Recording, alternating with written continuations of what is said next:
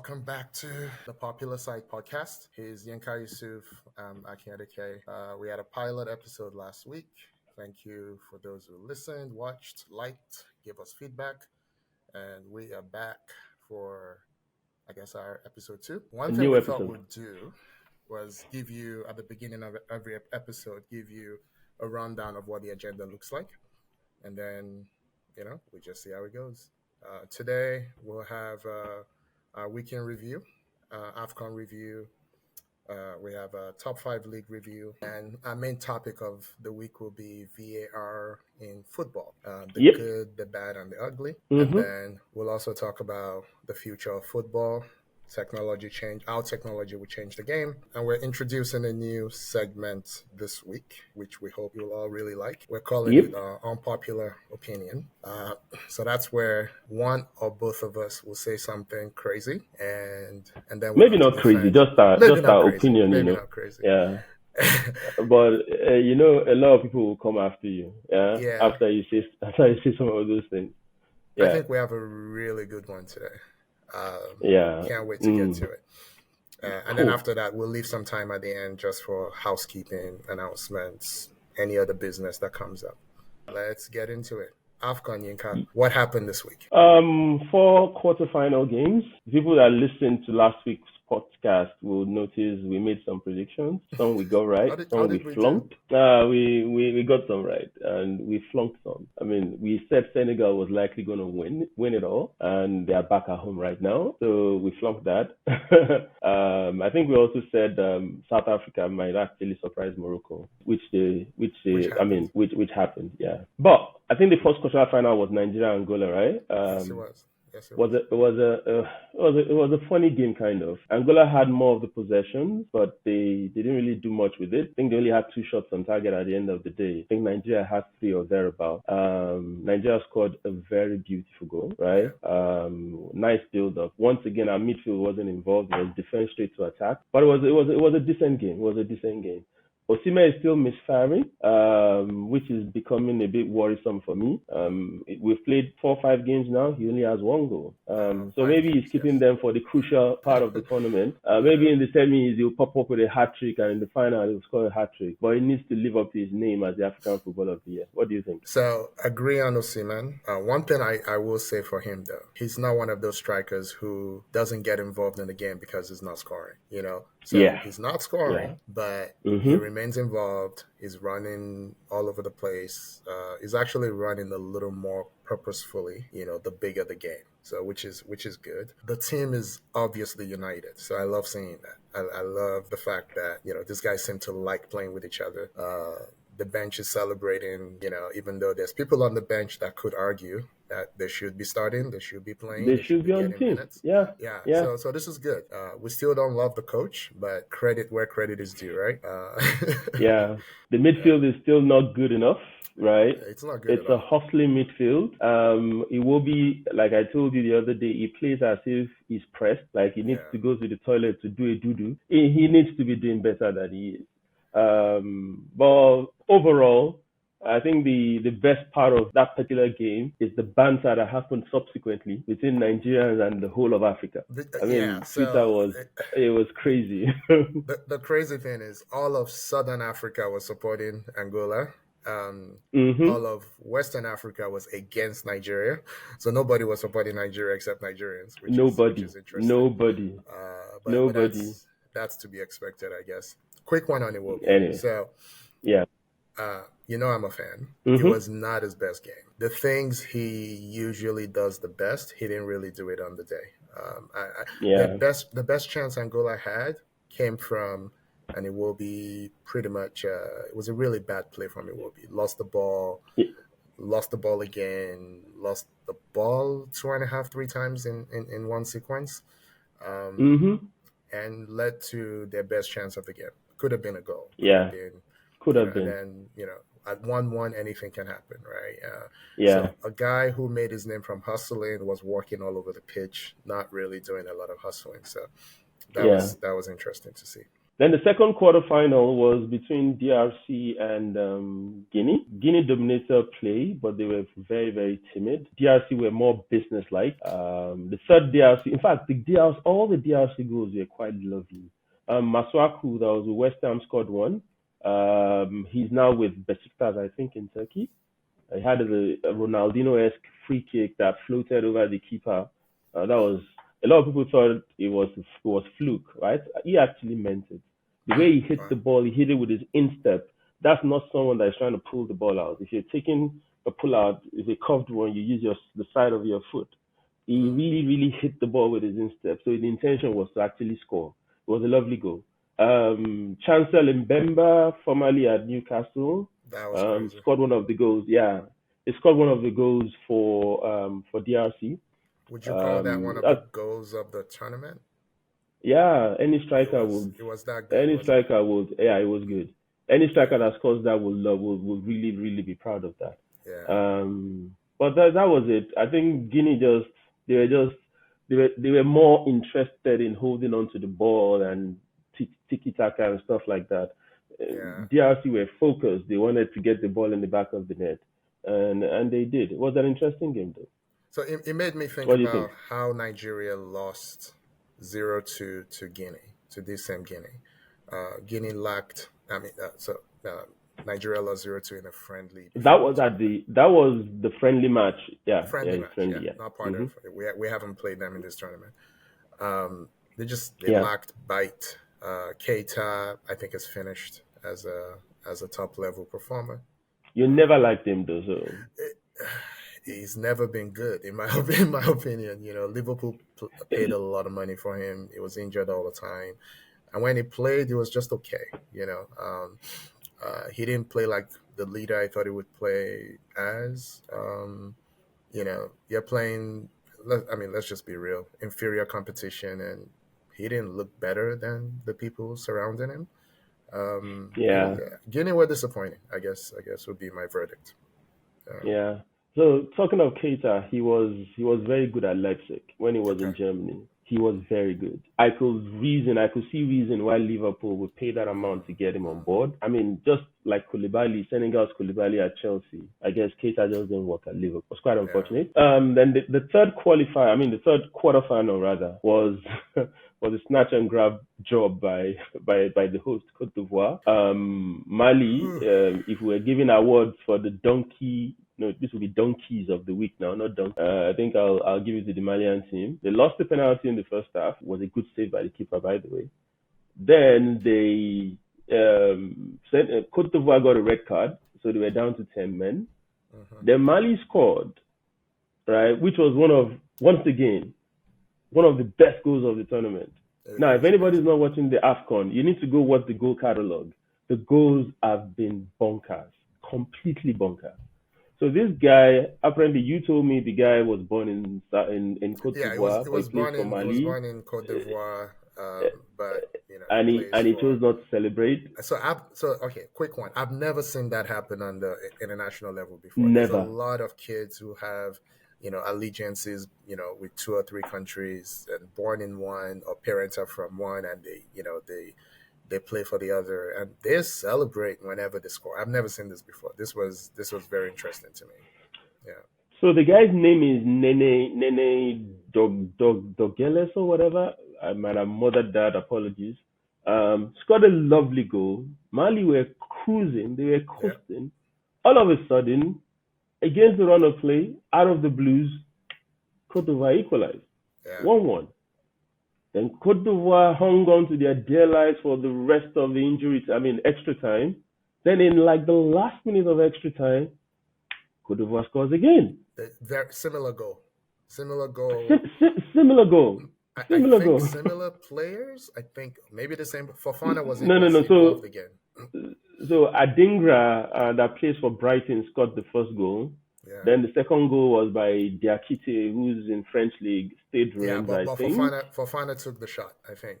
Yeah, took the Fofana shot. took the And shot. then, Yeah. Let's add one more donkey to the donkeys of the week. The Cote d'Ivoire player that scored the second goal, oh, Diakite, Lord. he already had a yellow card. And he was so excited that he scored. He took off his shirt, got the second yellow. That's a red. Now he's going to miss the semifinals. And I'm like, dude, I understand, the joy. But come on, you don't take off your shirt again. You know you're already on a yellow card. I felt bad for him. He was so distraught after, look, heat of the moment. I don't know how many people were in the stadium, 30, 40, 50,000, whatever it was. Young kid, it happens, I guess. It happens. Then the referee, I think there was 7 or 8 minutes extra time. I was there, but I can't remember vividly. Then he kind of blew the whistle like 30 seconds after the extra time expired. Yeah. And the Malians were like, goal celebrations and all that. Exactly. Yeah. And the delays, the injury delays and everything. And one of the Malian captain, Traore, actually, was talking to him and the ref pushed him. Yeah. When I saw that, I know we were chatting and you were like, no, the player pushed the ref first. I thought no. He pushed the referee first. No, he was just talking to the ref, I guess, but he was in the ref's, personal space, if you put it that way. The guy pushed him. I don't think that's matured for a ref. No, I think you get a slap. It shouldn't happen. We've been giving kudos to referees this tournament. I actually thought the officiating has been good. I thought VAR has been really good. The quality has been extremely high. This was not a good look for the referees. But other than that, I think the ref was on point. I think the ref for that game and in general the refereeing in the whole tournament. Someone was joking that thank God Nigerian referees were not there. That if they had been there, would have brought a bit more excitement onto But yeah, Nigerian ref in tournament. That's crazy. That is crazy. We have one more quarterfinal to talk about, but the fact that there was no Nigerian ref, I mean, it's really hard to do when I think about it, because I don't know how many referees, assistant referees, VAR are involved, but I don't think I've seen any Nigerian in the VAR booth. I don't think so either. I don't think so. Been a Nigerian referee, and I don't think there's any assistants either. I don't think so. That's really hard. That says a lot, by the way. That says a lot. Yeah, a big footballing country, a country that has been I think since 2000 we've been in 8 semifinals now. Yeah, 8. It's definitely something. It is. It's quite disappointing. All right, let's go quickly. Anyway, the last quarterfinal. Oh my is God. the drab one. That's Cape Verde, South Africa, right? I think that's the first one. Yeah. Yes. It was. I told you about South Africa last week. They're very unpredictable. Let's remind our listeners what you said. You said they probably have the highest expected goals of anyone in the tournament. They create a lot of chances. They don't finish their chances. They're well coordinated. They all mostly play in the local South African league, which is a pretty good, high quality league for Africa. Players are talented. Coach has been there before. All of that stuff is good. And they never felt really threatened in this game, but they also never really threatened, in my opinion. It was comfortable. I don't think Cape Verde were ever going to win, because all the chances Cape Verde had, the shots were tame. They had one that was quite good, actually. That the guy hit on the volley. Yeah, the guy hit on the volley and the keeper tipped it onto the bar. But I was shocked by the Cape Verdean coach. So you take off your captain, you take off your most exciting player, and you bring in Rodriguez, and you bring in Bebe. Bebe that we know only thinks about Bebe. He's not interested in passing to anybody. If he gets the ball in the center circle, he will shoot. And that's exactly what happened. People who know us will probably think this is hate when I say it, but Bebe was, as a kid, flamed out at Man U. He now finds himself playing, is it in Spain, lower divisions? Yeah, I think it's with Rayo in Spain. Last time I checked, I think it was at Rayo. The only thing that's really changed is put on a lot of weight. He's still trying to do leg overs. It did have one dangerous moment. I'll give it to him. He had one dangerous moment when it came in. but it wasn't going to finish anything. So this is the same baby that Sir Alex eventually confessed that he never saw play before he signed him. He just trusted Carlos Queiroz, who was his assistant then, and the guy, he played like five or six games for United, then he got shipped out. And so he came on, and he kind of. I mean, Cape Verde they were okay until he came on. That's my personal opinion. Okay. And he went into penalty shootouts, and the South African goalkeeper, I keep forgetting his name, William. I think William is his last name. Yeah. William is his last name. His initial name is it's a bit confusing kind of. So Williams stopped 4 PKs. 4. First 3. 4 PKs. Yeah, first 3. Yeah. He scored the 4th, and then he stopped the 5th. And that's the first time ever that Cape Verde will be in a penalty shootout in their history. And it was obvious. Yeah. I mean, the penalties were something else. I mean, Williams, all he had to do, he didn't even need to dive before they shoot the ball, right? He just waited. That's what he did. Most of them he waited, played, then I'll try and catch it, because they were not putting it at the far corners, and the pace on those shots were just not there, you know. I thought the first 2, maybe even the first 3. I thought the first 2 went in the same direction, which I thought was interesting. Yes. Maybe all 3. I'm not sure, but the first 2 for sure went in the same direction. There was no pace on it, like you said, no real power. And then you give the goalkeeper a lot of confidence when you're so tame with your shots. And it was just after that there was only ever going to be one winner. It just looks like Cape Verde was not going to score anything. So those were the 4 games. So the semi-finals will now be Nigeria, South Africa. Then we have DRC and the host Cote d'Ivoire, the second semi-final. So Nigeria, South Africa. Nigeria and South Africa, we had better just get that done in 90 minutes, because if it goes into penalty shootouts, this South African goalkeeper is a cat. Come on, saving 4 spot kicks. Yeah. That's something else. But do you think we will? We don't have a choice at this point. I like our defense. I still do.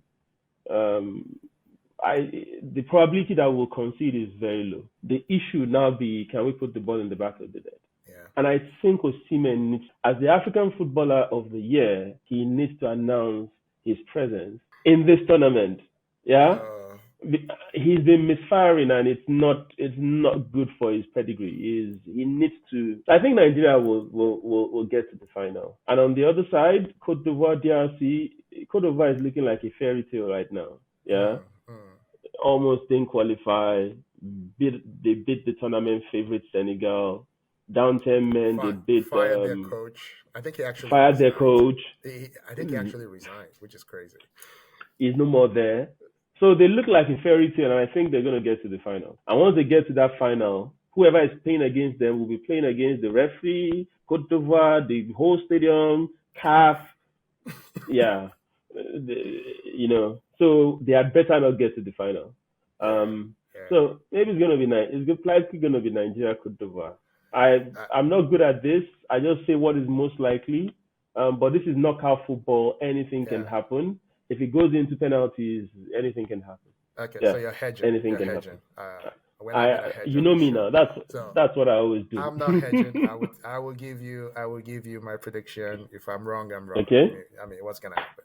I think Nigeria will trounce South Africa, and I don't think it will be close. I think this will be the one knockout game that will be a complete mismatch. So I think it may be 3 clear goals or 4 clear goals. I hope so. You think South Africa are good? I don't think they're good at all. We both think Nigeria has limitations, but I think Nigeria. I said they are unpredictable. I said they are unpredictable. That on their good day they can beat anybody. Yeah. Okay. I think it won't matter which South Africa shows up. I think it will be a trounce. Okay. On the other side, I really don't know. But I have to do my job. So let's see. I would say DRC will qualify on the other side. Okay. I think it will be Nigeria, DRC, and Nigeria wins it. Fingers crossed. Fingers crossed. All right. So for EPL, game of the week, at least so far, will be it's going to be a tie between Arsenal, Liverpool, and Newcastle Luton. Newcastle Luton was a classic, right? It was 4-4 classic. Instant classic. It could have been 10-10 for all I care. It was crazy. Good football, attacking football. I love the game. Sheffield Wednesday were trounced by Villa 5-0. Was it 5-1? I can't remember the score. They look likely the most likely candidates to go down. Back to where they came from. Then the game that we had today, Arsenal-Liverpool, I was surprised. I think I'll give it to Arsenal. That's probably the best 45. That first half, take out the goal, the brain fart that happened at the end. That's arguably the best 45 minutes they've played this season. Liverpool didn't have a shot on target because the goal was actually an own goal, right? An own goal from Arsenal, the XG from Arsenal, the XG differential was ridiculous. They came into the second half. Liverpool started imposing themselves. Then Alisson and Van Dijk decided that, okay, we need to reciprocate. You guys gave us a gift. We need to give you back the same. And they had a defensive mix-up. Arsenal got the second. Then Trossard, lovely skill, mid-pitch, drove into the box, left-footed shot, actually took a nick off Van Dijk again, and it nutmegged the goalkeeper. Yeah. And that was 3-1. A lot of people on my TL on Twitter were blaming Raya for the first goal, and I'm like, nah, that's on Saliba. Your call. Okay, so one thing about Saliba, right? Just like Saka, Arsenal fans don't want to say anything bad about either guy, and I understand. Yeah, he has good credit. These guys are young, and they're special, and they were special at a very young age, right? Saliba is probably the best central defender this season over the last 2 seasons in the EPL, right? Is Van Dijk, pre-injury Van Dijk, in class and stature and all that, right? But he's not immune to the occasional mistake, and today was one. Right? And last week was another. Yeah, he absolutely underestimated Diaz. Diaz is an animal. I mean, it's just an animal. So he thought, I pinned this guy down. He can't go anywhere. And Diaz was like, yes, I can. And he did.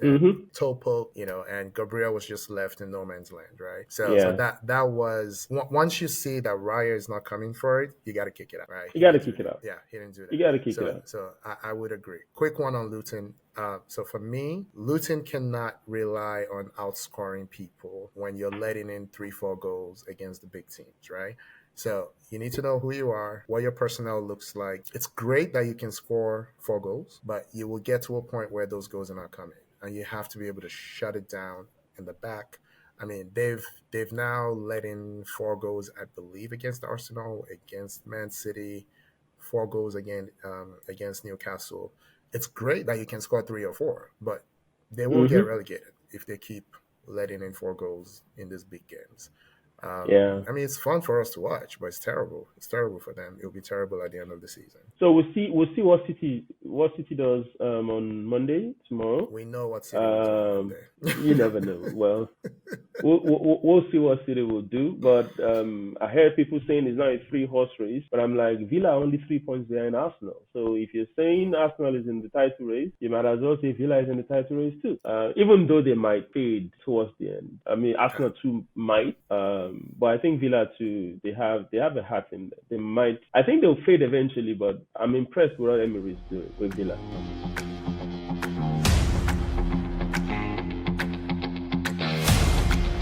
Something big happened in the world of football in the last 72 hours. Mbappe reportedly decided he's going to Real Madrid.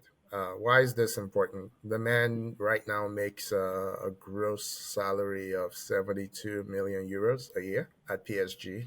He's going to Real, where he will make less than half of that, right? Your thoughts?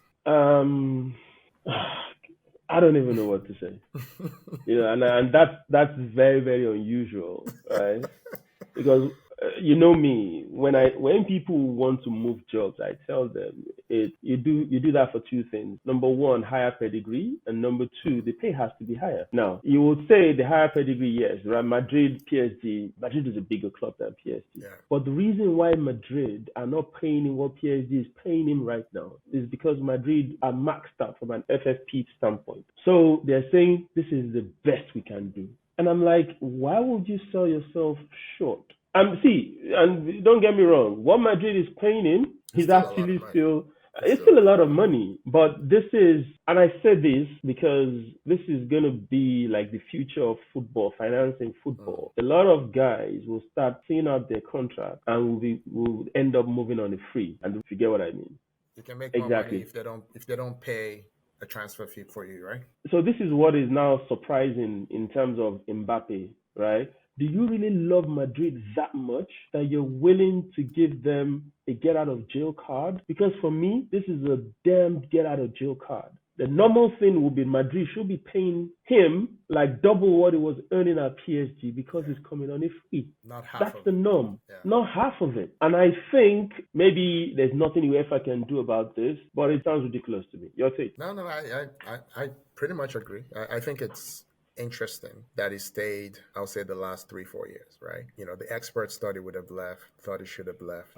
We talked about this last week. I like the fact that he stayed. I like the fact I love the French league. I like the fact that there's a lot of talent there. And they got really close in the Champions League, right? And forget about winning the French league. They can sleepwalk through and win that. But they try to they didn't build the teams the right way. They're now going to go from Neymar, Messi, Mbappe to I don't know, Dembele. boxes of French chocolate. I don't know. I don't know who's playing for them, So that's interesting. So what would they do? What does this mean for Osimhen? You and I have talked about this. I think that opens up an opportunity. So yeah, they're not getting transfer fee for him, but you're getting 72 million off your wage bill. So that also helps with FFP for next season, right? Yeah. So that's not that far off from the 130 million that you need to pay to release Osimhen from his contract, right? And Osimhen is not going to cost you nearly as much as 72 million. It's probably going to get 10 million in salary, right? Yeah. So I can see Osimhen happening. I can see they already have Kolo Muani. I can see Rafael Leao. He's another one that I've heard some journalists talk about. So I'm interested in seeing what they're going to do. And then would they build a team that can dominate in Europe or just keep dominating in France? So for me, that's the big question. Yeah. So what's the gentleman's agreement then? We talked about that last week. And it seems as if we got it wrong now, but I'm still wondering, so what's the gentleman's agreement? I guess we'll see. We'll see. But all of this is allegedly. It's not sure. Mbappe's camp has not come out to either confirm or deny. And this could just be Madrid just testing the waters, kind of. Yeah. They do this a lot. The media in Spain, they like doing this. Yeah, and right now everyone has plausible deniability. Whoever leaked it, we don't know who leaked it. Right? We don't know who. We don't know who. And I feel like the last time PSG saved him, we all thought it was gone. I don't know how they did it, so they could do it again. They can. Yeah, they could do it again. Probably they'll give him some share-based payments, kind of. You never know. It's possible. It's possible. They can say stay and we'll give you 2% of PSG. You never know. Yeah. Anyway, I don't know. We'll see what happens. But in League One, obviously PSG won again. No surprises. All the other clubs, they're just pissing around at this point. Serie A, Milan won. Inter Juve, I think it just finished. I think Inter won that 1-0. So my prediction of Juve winning the league, I think we can bin that right now. Yeah, we should put some money on Inter. That. But, Anyway. So Inter will probably run away with that now. Madrid, they have the better coach. They have the better squad. I just wanted something different. I thought Juve could do something. Bundesliga, nothing new. Bayern won, Leverkusen won. Leverkusen still ahead. And in La Liga, interestingly, Girona drew, Madrid drew. I think the Madrid derby is finished now. It was 0-0 earlier on. What's the score now? I think it ended 0-0 eventually. No, 1-1. Yeah, my response to that is my Girona prediction is looking shaky right now. It's looking like Real Madrid. Yeah. Because currently Madrid are 2 points ahead of Girona. They've both played 23. But Madrid have a +6 goal difference advantage. That's like an extra 3 points, like you said. Pretty much. Yeah, pretty much. Yeah, so we can as well say they're 5 points ahead. I think the most interesting thing was the Arsenal game earlier on today. Yeah, it was a good advertisement for English League. And I think the goal haul this week is actually the highest in a while. Yeah. If Newcastle Luton gave you 8. Luton. Newcastle Luton, Aston Villa 5. Yeah. Chelsea lost the game today, by the way. Yeah. 4. What was it? 4-2. Yeah. And they sold Arsenal Jorginho for how much? I can't remember. They replaced Not with a a lot of money. 250 million pounds midfield, and they could have used the Jorginho today in that game against Wolves.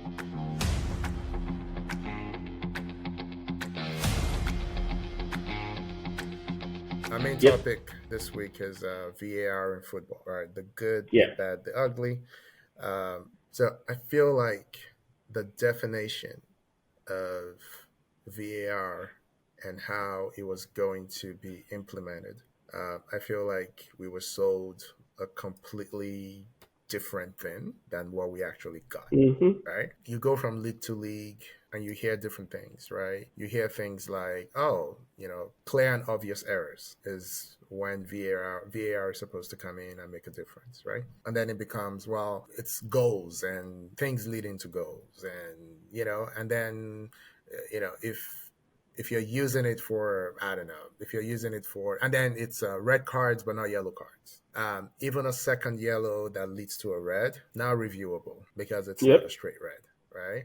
But you could break someone's leg on a yellow card or a red card. It doesn't really matter, right? So it's almost, so it's like, and then because we both watch the NFL, right? I'll bring the NFL into this. The NFL had a crisis several years ago where people didn't trust the officiating. I think it really came to a head when you had that Cowboys game with Dez Bryant, and it was adjudged to have bubbled a catch, and the NFL could not decide what was a catch and what was not. And that's fundamental to your game. Like, how are you? You can't be taken seriously when you're messing up those kinds of decisions. I feel like I haven't heard any controversy on what's a catch, what's not a catch in years. For me, when I look at what's a model for officiating, I go to the NFL. They throw 6 officials at it. They have people in the review room. They communicate between the two, and you can hear them when they're communicating. And then the head umpire comes on and tells the stadium and the viewers at home what they just saw. What happened? Now, what's disappointing to me was the last Women's World Cup, the referees will come back from checking VAR and announce to the stadium. Why aren't the leagues doing that? Okay, so this is a crazy one for me. Because don't let's throw away the baby and the bathwater. Is VAR good? Yes. There are some decisions that you look at and we say, thank God there's VAR. That shouldn't have stood, or that shouldn't have been chopped off. You understand? Because imagine if VAR was around when Maradona did the hand of God in the 1986 World Cup, right? Maybe he probably won't even win that World Cup. Same thing with Jeff Hurst 66, the shot that till today we don't know whether it crossed the line or not. And England won their first and only World Cup. So when you look at those kind of incidences, you'd be like, the obvious errors are being dealt with. Offside goals are a thing of the past. Handballs in the build-up to goals are a thing of the past. So those are the good things. In terms of what is bad, you say game delays and sometimes inability to make decisions. We've had 2 or 3 incidences this season, or maybe this season and last season, where the VAR could not tell whether the ball had crossed the line. But I'm not talking about goal line now. I'm talking about the sidelines and stuff. And I'm like, come on, that's what you're there for. That's why you call video assistant referee. You should be able to pick up this kind of things. So the shortcomings are there. The delays in the game, for example, it takes them 5-10 minutes to decide on whether something is. That's not necessary. But the major problem with VAR is the major problem that almost every technology, almost any platform, almost any system has. Garbage in, garbage out. The refs, in the other leagues where the refs are competent, for example, we've seen the Nations Cup. The refs are competent. We've not had any issues with VAR. Where you have issues with VAR are where the refs are incompetent. Most cases is where the refs are incompetent, where they are inconsistent, because that is the problem. It's garbage in, garbage out. And this whole clear and obvious error definition is subjective. Akin, what's clear and obvious to you might not be clear and obvious to me. That's what I've realized. I'm watching games now. I don't know what's a penalty anymore. I don't know what's handball anymore. It's confusing. And I think to some extent, the VAR system, or the refereeing system should be like law. You're a lawyer. You refer to cases. In the case of Yinka versus Akins, XYZ happened. We should be doing that. Yeah. You cannot have the Newcastle defender putting two hands on Gabriel on his back, give that a no call this week. The next game, somebody does that and you said that's a foul. Yinka, I'll do you one better, right? Sometimes in the same week, on the same weekend, sometimes on the same day, you get two completely different interpretations of the same thing, right? Absolutely. No, but I'm glad you brought up Newcastle, right? So obviously, what's his name? Howard Webb did his thing. He has his little TV infomercial now that he does in the UK, where he comes, they examine things, they pretend to be transparent, and then they pat themselves on the back, and it's all good. But what we heard though was the audio, the Liverpool Spurs debacle, and then Newcastle Arsenal Arsenal, yeah. And I read something, I forgot. I want to give credit, but I think it may have been the Athletic, but I'm not sure. And what was obvious was how buddy these guys were. It was almost like they were all from the same neighborhood, which brings me to my main issue with, and right now we're talking EPL, my main issue with officiating in the EPL, the lack of diversity, right? So you look at the stands and you look at London. I mean, this year there's 6 EPL teams in London, I think, or in and around London. Six out of 20. More. Yeah. If you add in the Brentford, Brighton, all of that, it's about 6 or 7, right? Watford is not there, so 6, I think. Look at the diversity of London. Look at the diversity of the playing staff. It's well recorded that coaching ranks are not diverse. But it's amazing to me. It's really hard to design a system where pretty much everyone is a white male in 2024 in the UK. Now, I know there's a female ref now. I think that's the problem. Not to be controversial, but I'll give you a few examples, right? When you look at any place where bad things are happening, you usually see a lack of diversity. And it cuts all kinds of ways, right?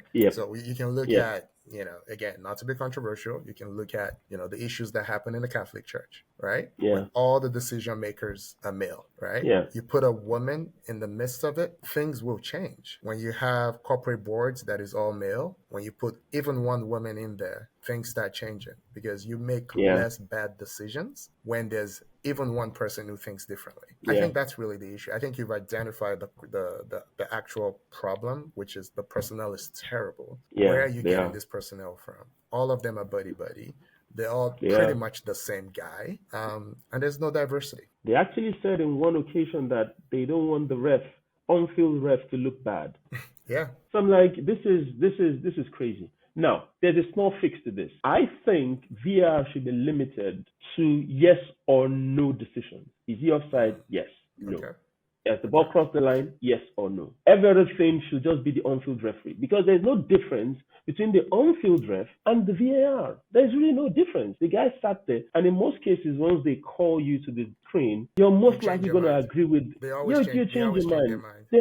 More often than not, I've only seen one guy not change his mind, and it was the Dutch League. It was the Dutch League. He said, no, I'm sticking to my call. It doesn't happen in the EPL, right? So it's either let's just stick with the on-field, decision when it comes to what's the foul, what's handball, and the rest of it. Every other thing, yes or no, let the VAR handle it. And maybe that's a good segue into how technology would change the game. Because then, if I have hawk-high technology like we have in tennis, so some tennis tournaments today, you don't have linemen, you don't have linemen anymore, line women. The hawk-high does it. So if you serve and it's out, you get a buzz. The same thing might happen in football. If there's a chip in the ball and the lines are, from a technology point, you can see a situation where the ref will get a buzz when the whole ball has crossed the line. So he knows it's a throw-in. He just needs to decide which side it goes to, right? Or offside can be auto. We've seen that already. I think we even had that at the World Cup. If that is spread up, you have a situation where you won't have linesmen anymore. Maybe that's the way football is going in terms of technology. Yeah. So for me, slight pushback on that, right? So I think you have to alloy technology with better humans, right? So this is what I mean, right? One of the unintended consequences of VAR is the linesman, or let's use the right terminology, the assistant referee Assistant ref. has now become Mm-hmm. useless. They don't want to make decisions. They don't make decisions, right? Which is why So I said just take them off. it's well, I would say push them to make decisions. So I like the Okay. fact that the charge to them was hold on offside, let the play develop, and then when the play is done, raise your flag, right? Many of them don't even bother to raise their flags anymore. I think they should raise their flags. But where they've been very delinquent, in my opinion, though, is non-offside calls, right? They just don't do anything anymore. Like the last time I saw a linesman really assisting a referee was probably 2 seasons ago. They don't do anything, when it comes to actual fouls in the box. They leave the referee and the VAR, they don't do anything, right? So that's the thing. And it may be time to add more linesmen. Have four of them, right? Divide the pitch into, two halves, one guy on one side, one guy on this side, the second half, one guy on that side, one guy on this side. Have four, because these people, you've seen them, they're not fit enough to run the whole length of the Yeah. pitch. And then they Yeah. can't see across the field. You know what I mean? Absolutely. So For just example, that have happened them. today. There was a ball that passed the line on the other side of the pitch. Right. We could see it from the cameras on Yeah. TV. And the linesman was like, "Nah, Now, you understand." that was Martinelli, So man. Martinelli was losing his mind. I was like, what's going on? exactly. Just take them off. If they're useless anyway. See, and I get the logic behind not flagging immediately, Yeah. right? Yeah. Because then if you get it wrong, you might have denied the attacking team, a goal scoring chance, right? Absolutely. So I get the logic behind asking them to delay before you flag. And I don't have a problem with that. But my point is, if they're not there and it is auto, that problem is still solved. Yeah, that's real. So, That's so the but ref can say you were offside. Definitely, it's going to be a very, very, it's yes or no. It's okay. definitive. It's not, But I'm not here's sure. the thing, Yinka. Here's the thing. So I actually think we can do both, right? So take the decision. So for example, ball crossing the goal line, that Mm-hmm. decision has been taken away from humans and given to technology, right? Absolutely. So just Yeah. extend it along the line. You know what I Mm-hmm. mean? From the goal line, Yeah. extend it out, right, to the corner flags. So that's easy Yeah. enough to do, right? So Yeah. no more question of was the ball out of play or not out of play. And then if you have the technology, you can extend it to throwing as well or whatever, right? But right now, where the assistant referees are not doing their jobs is in adjudicating stuff that actually happens within the lines. They are not doing Yeah. their jobs, Yeah. and I agree you with can't you. have machines do that. Fair Did point. someone elbow you? Did they bust your lip open, or did your face run into their elbow? Because Machines the can't do pitch that. is too big. The It's too pitch is big. too big for the ref to monitor every nook and cranny. So you Yeah, need extra reps to take care you of do. that. Fair point. I get that, Mm. and I think that's fair enough. So you can have extra bodies to do that, right? Yeah. But you see this offside, Nah, just just All right. there's no point. Well, So have more refs then, and yeah, have more refs. not Have more assistant refs. refs. Have Yeah, better refs. Yeah, yeah, have yeah, better refs, and then maybe you make the VAR a real career path. A mixture yep, of retired referees, a current referee, maybe a current a former coach or former player, something. Just be innovative. yeah, Just. yep.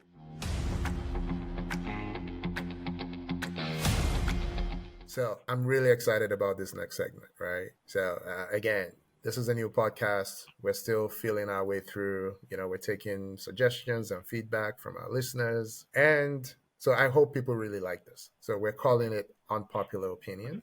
But before we get into it, Yinka, we never actually told our audience why we're called the popular side. So why don't you tell our audience where our name came from? Okay, so growing up, watching.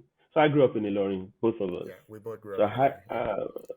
Yeah. Kwara United still a dear team to me. I remember those days I used to go to the stadium to watch them.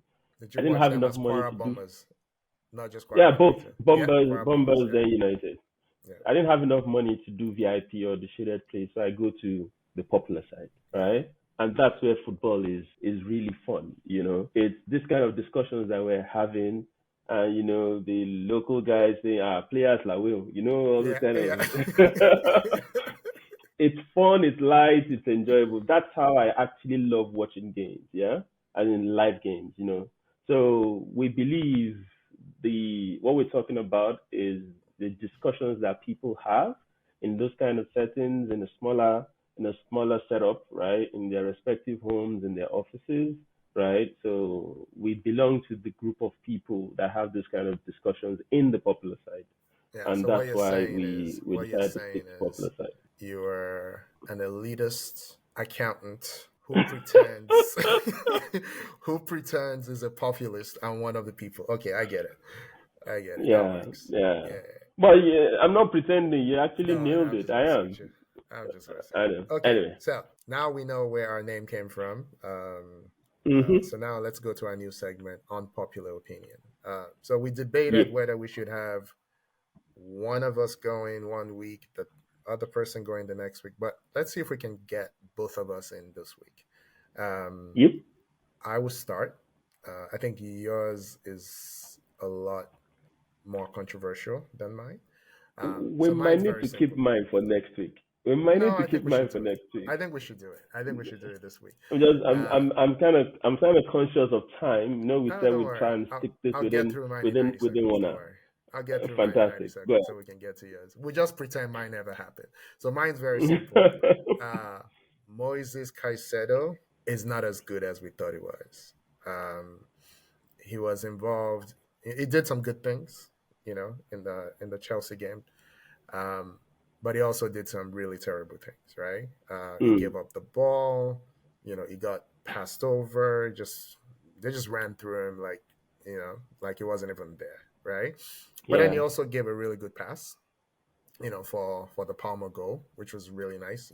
Pretty much passed the guy open, knew where the guy was going, passed it. So when I think about last year, all we heard was, Rice versus Caicedo. What team will buy one or the other or both, and who's better? All of that, right? And the consensus was Caicedo was the more versatile player, was the more athletic player, was the more defensively switched on, all of that stuff, right? And then it gets to Chelsea, and I'm like, this is not good. Anyway, so that's my own popular opinion. Moises Caicedo, not as good as we thought it was. What do you say? Okay. So I think it's a situation where the Chelsea team is not good or not as good as you thought they'll be. That's what's affecting Moises Caicedo. Okay. Because when he was in Brighton and they were much more compact team, they had an identity, he fit in properly. Right now, Chelsea don't have an identity. You're playing two central defensive midfielders in a team because Enzo is a defensive midfielder. Caicedo is a defensive midfielder, right? So his skills or his qualities are not popping like they should, right? Because of the environment that he finds himself in. So I agree with you to some extent about that discussion that Caicedo, Rice, who's better? That's dead on arrival right now. It's as clear as night and day. Declan Rice is a beast, and Caicedo is also limited. He can only play defensive midfield. Rice can play centre back, defensive midfield. Yeah. He started out central as midfield, centre back. Yeah, he started out as centre back. Chelsea fans will come after you. Be ready. That's okay. And maybe for mine, the whole world will come after me. Which is why we must do yours. Yeah. So let me take a sip of water before I say this. It sounds like you're scared to do it, but go for it. So here we go. Cristiano Ronaldo, CR7, is not in my top 5 of all time. Who is in your top 5? Okay, before I even say who's in my top 5, I'll start with this. Please, are goalkeepers, defenders, and midfielders, are they not footballers? They are. Why is it that every time we're talking about the greatest of all time, we are talking about goal scorers only? I don't think it's fair to the other people. Frankly, I don't think it is. Right? We've had great footballers that were goalkeepers, defenders, and midfielders, but nobody says anything about them. We just overlook them, and we just stick to the goal scorers. Yeah. Anyway, so my top 5 is very fluid actually. But the reason why CR7 is not in there, hold on. The reason why CR7 is not in there is even in the position that he plays, I don't think he is the best. I'm sorry. I think I've seen better footballers. The only reason why CR7 is considered is from a stat standpoint. From an eye test standpoint, I've seen better footballers. I'm sorry. I have. I'm still waiting for Thierry Henry is better than CR7.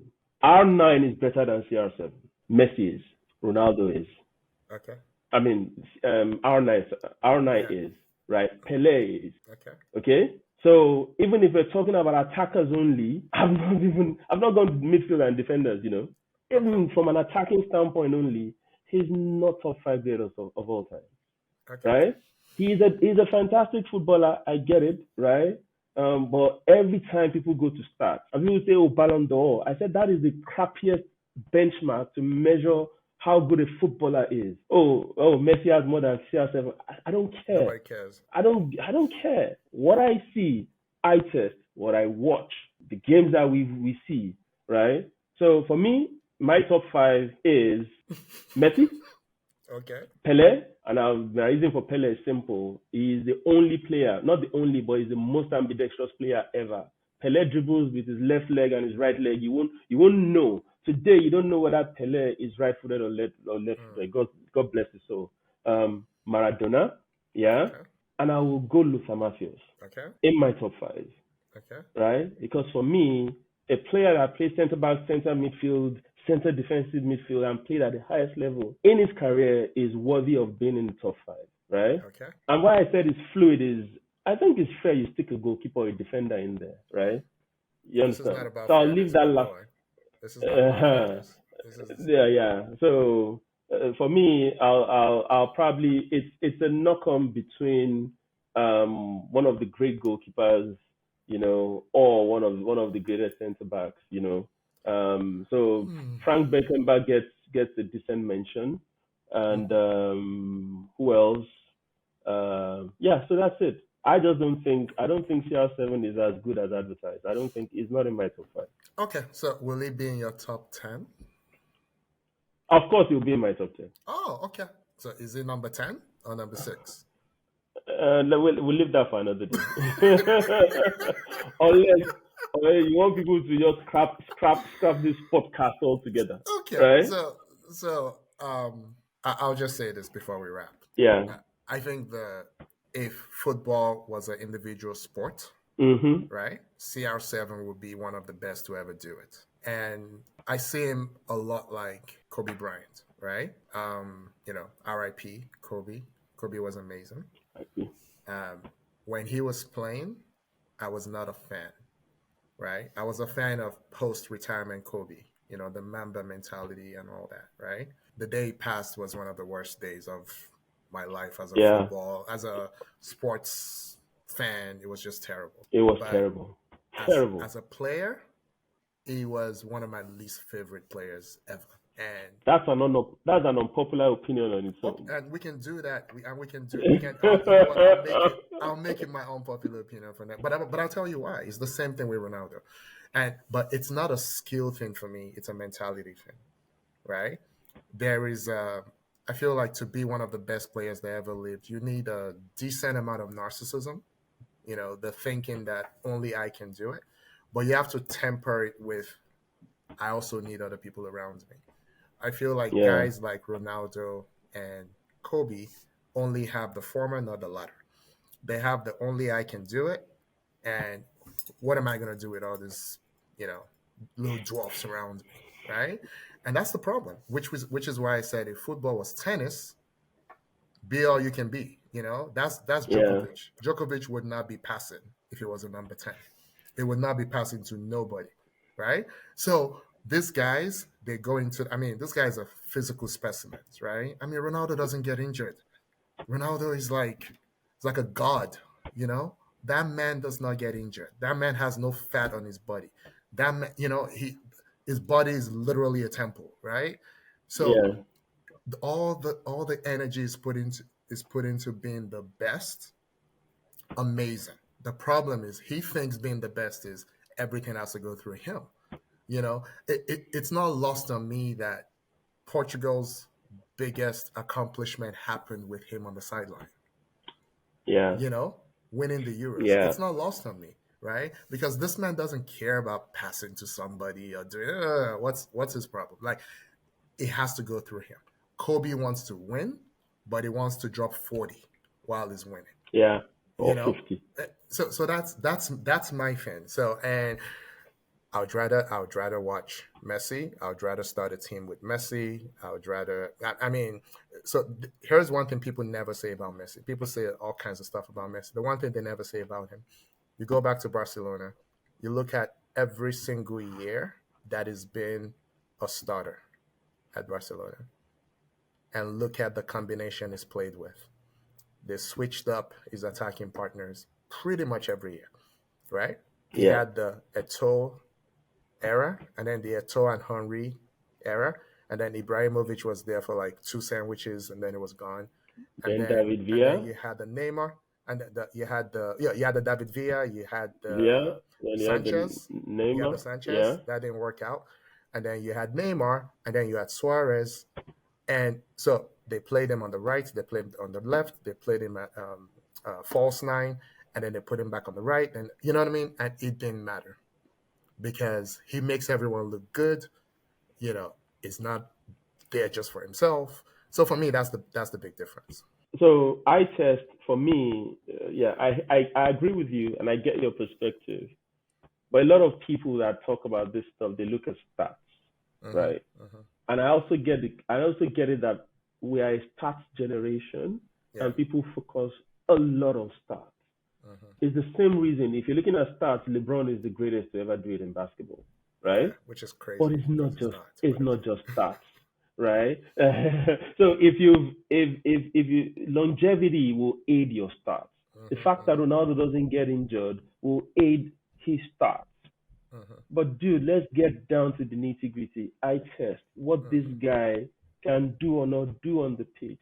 The versatility, the skill set, like you said, elevating others and stuff like that, right?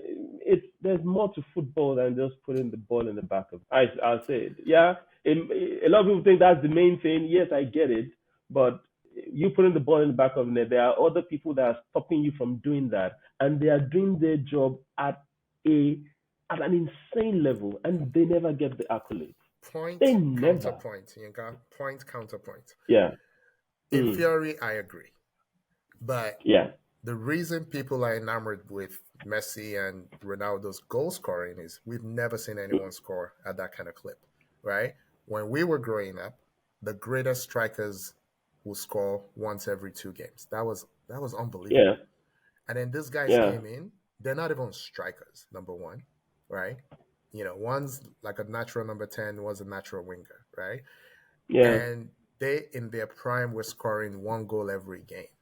I mean, you look at the Champions League scoring chart, Raul used to be like, oh my God, like, look at Raul's record. Look at Henry's record. Yeah. Now it's like, who is Henry? Who is Raul? You know what I mean? When so you have to give it to them. But again, football is not tennis, right? Football is not tennis. If it was, Ronaldo will be the greatest to ever do it because, you know what I mean? But the man doesn't play well with others, So that's my take on your unpopular opinion. Anyway, I'm ready for people to murder me, right? For sticking the great Ororo in top 10 and not my top 5. But I'll stand by that every day. So let's get feedback from our audience if you agree or disagree. I know quite a number of people will disagree, but I'm ready to engage in discussions with people. I'm sure you are. I am. Yeah. Thank you, audience. Thank you, Yinka. And we will see you next week. All right, guys. Stay safe. We'll see you next week. Bye. All right, bye.